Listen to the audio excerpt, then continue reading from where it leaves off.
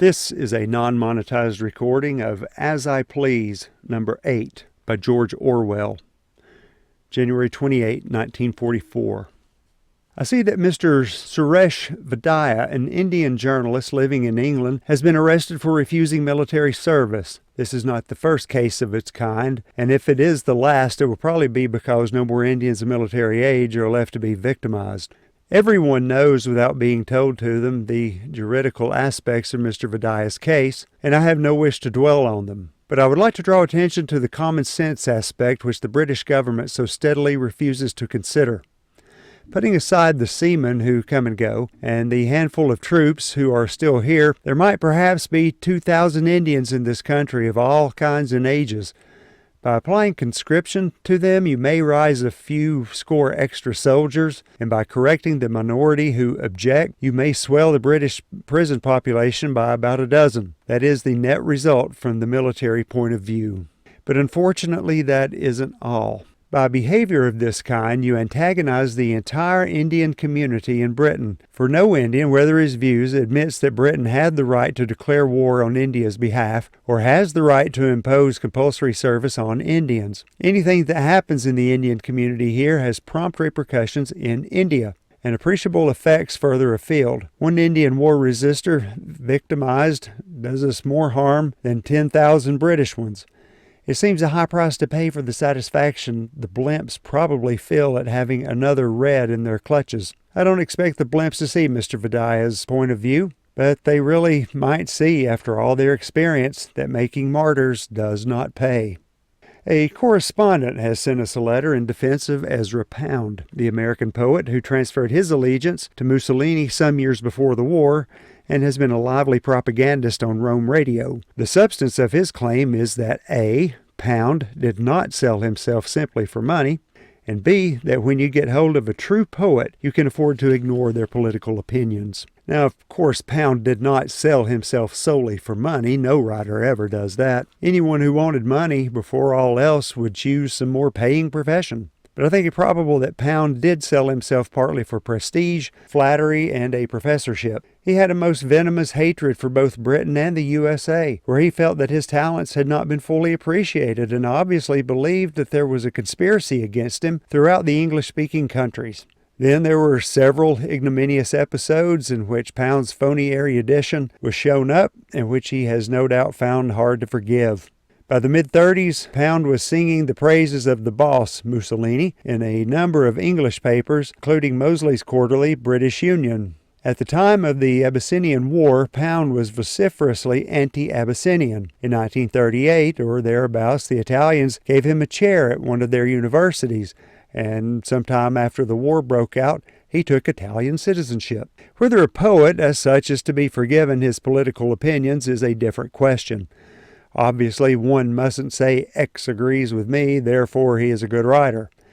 And for the last 10 years, honest literary criticism has largely consisted in combating this outlook. Personally, I admire several writers who have gone over to the fascist, and many others whose political outlook I strongly object to. But one has the right to expect ordinary decency of a poet. I never listened to Pound's broadcasts, but I often read them in the BBC monitoring reports, and they were intellectually and morally disgusting. Anti-Semitism, for instance, is simply not the doctrine of a grown-up person. People who go in for that kind of thing must take the consequences. But I do agree with our correspondent in hoping that the American authorities do not catch Pound and shoot him, as they have threatened to do.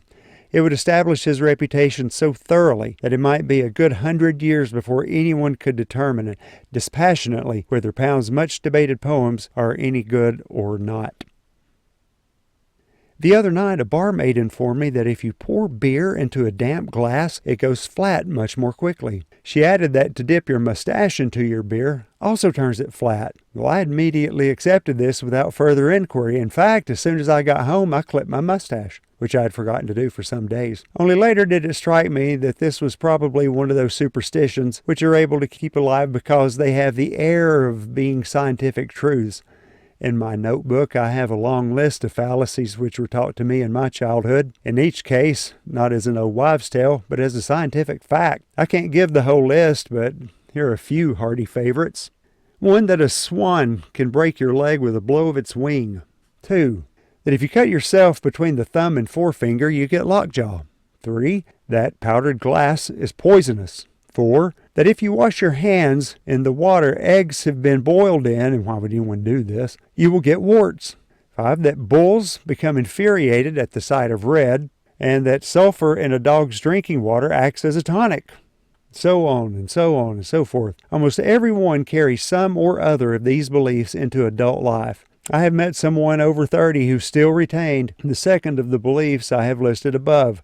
As for the third, it is so widespread that in India, for instance, people are constantly trying to poison one another with powdered glass, with disappointing results. I wish now that I had read Basic English versus Artificial Languages before and not after reviewing the interesting little book which Professor Lancelot Hogben sets forth his own artificial language called Interglossa. For in that case, I should have realized how comparatively chivalrous Professor Hogben had been toward the inventors of rival international languages. Controversies on serious subjects are often far from polite. Followers of the Stalinist Trotskyist controversy will have observed that an unfriendly note tends to creep into it, and when the tablet and the church times are having to go at one another, the blows are not always above the belt. But for sheer dirtiness of fighting, the feud between the inventors of various international languages would take a lot of beating. Tribune may before long print one or more articles on Basic English.